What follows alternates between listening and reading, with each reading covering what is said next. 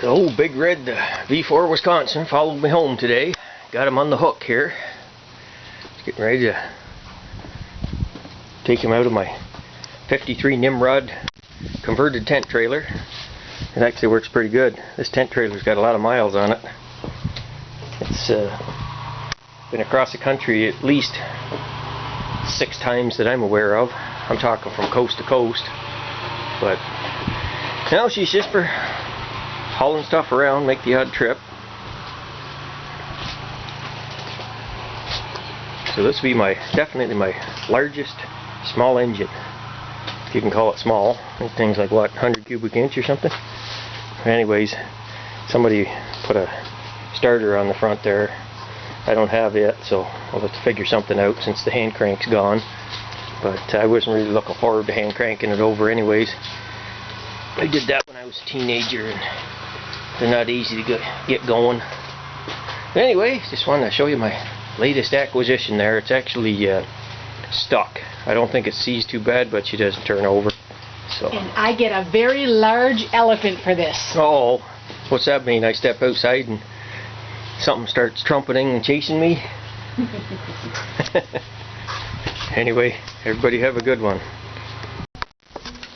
Well, I got them lowered to the ground here on a lawnmower deck. Made it a little easier to slide. I didn't think the wheels were up to it. These guys weigh about 300 or something, but just trying to figure out why it was stuck. So I penetrating oiled, sprayed the spark plugs down and the head bolts, and pulled out all the spark plugs. They came out nice and easy. That was good. But when I tore this back one out, I suspect it's number 4. I'm not sure how you number them, but I don't know if you can see that.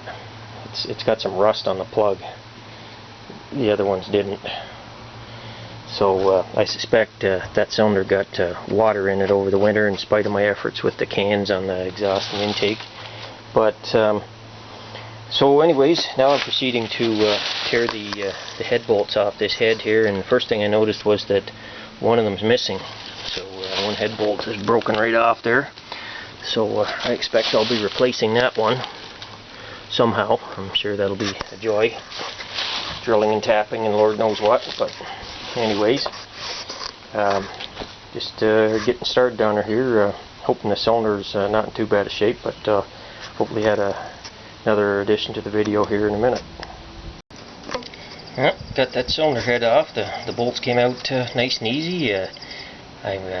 From what I've read in that, you can break the bolts off on these, but I sprayed them all down from the bottom there with penetrating oil on the top. I'm not saying that helped, but maybe somebody put anti-seize on them first. But anyway, you can see lots of rust in that one cylinder there, and unfortunately, when I took her apart, sure enough, the exhaust valve was open. Now that's not water in there, that's diesel fuel I poured in, but there's you know, rust.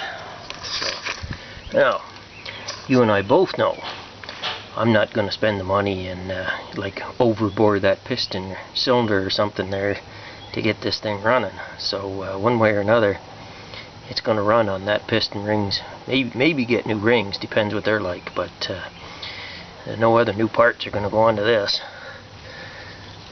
I just don't want to spend money on it. That wasn't the reason I picked it up.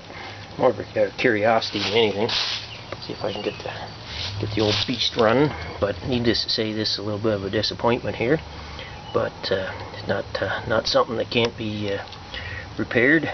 You know, hone and sandpaper and other things can go a long ways towards fixing something like this for an engine, for my purposes. Now, if you want to use this thing to make power, you know, that's a different matter. But I don't have any intentions of that. So anyway, just show you the carnage there.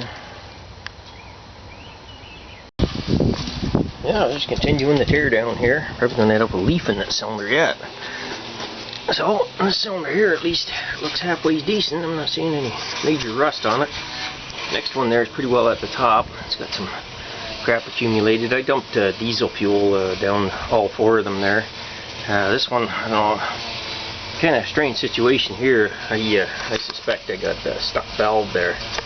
They shouldn't both be open that much at the same time. I wouldn't expect you'd have that much valve overlap. But anyway, so it looks like just the one on the far side there back, that's the main one I got to contend with. So that's a fun. Quite a bit different than a single cylinder Briggs & Stratton, that's for sure. Just a quick note here, so if you run across one of these old Wisconsin V4s there, and the engine's stuck, like won't turn over by hand, don't get a big pipe wrench and put on it and try to force it. Apparently what you'll do, you'll break the camshaft right in half, because the valves like to stick, and I suspect I have some stuck valves on this one. So don't do that. You know, spend an hour and take the sheet metal off and take a head off and find out what's going on, because apparently you'll break the camshaft right in half.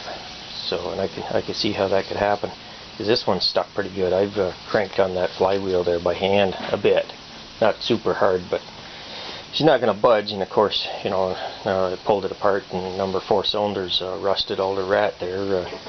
It's obvious that it's not going to turn over easily, so I guess I'm going to get a good lesson in how you tear one of these engines down, because I'll have to get that piston you know, rings out of number 4 cylinder, so it involves tearing the 2 cylinders off on the one side there and seeing if it'll come off. I got the cylinder full of diesel again, soaking, so I'm not in any huge rush to do it. I have to build a cart so I can get out of my carport and park the car correctly here, but yeah, it looks like I'll have another big project here. I still want to do the Briggs Street 8, and I'm working on the 5-cylinder radial, so no end to projects.